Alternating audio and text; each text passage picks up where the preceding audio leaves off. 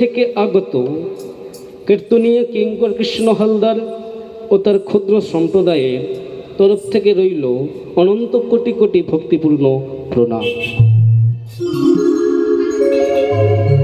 তৎপরে যোগমায়ার সদৃশা, যোগমায়ার অংশভূতা মাতৃ সমা সকল মায়েদের কাছে রইল আমার ভক্তিপূর্ণ প্রণাম।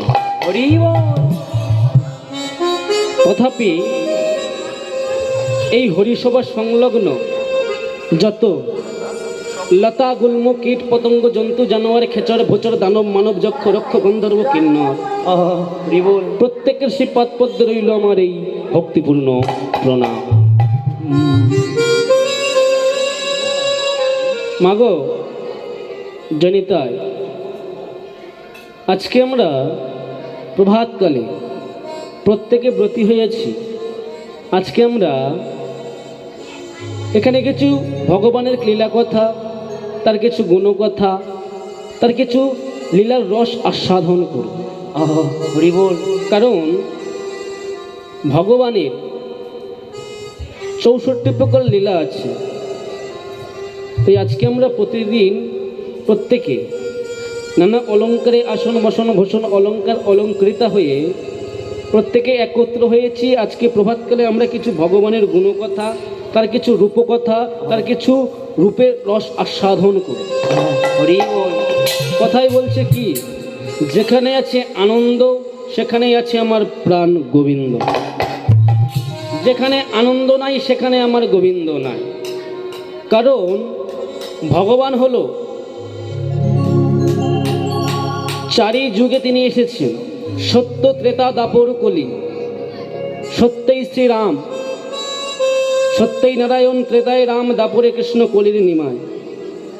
চারি যুগে চারি অবতারে এসে তিনি মানুষকে একটা শিক্ষা দিয়ে গেছে, মানুষ হে কলিহত জীব,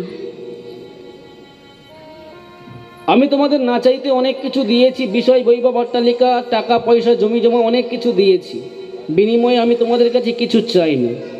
আমার চাওয়ার মতো কিছু নেই, কারণ এ জগতে সবই তো আমার।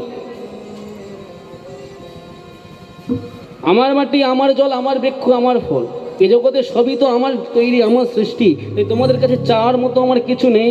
শুধু তোমাদের কাছে আমি একটা জিনিস চাইবো, একটা মিনতি রাখবো, দিন অন্তে, সারাদিন অন্তে তোমরা শুধু একবার আমার কাছে একবার দুফোটা নয়ন জল দিয়ে শুধু আমার রাঙা চরণটা একবার সেবা করো।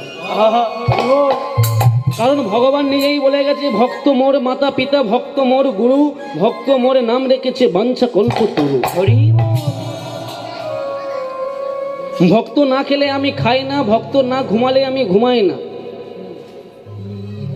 এই জগতে ভক্তের থেকে বড় আমার কাছে আর কেউ নেই।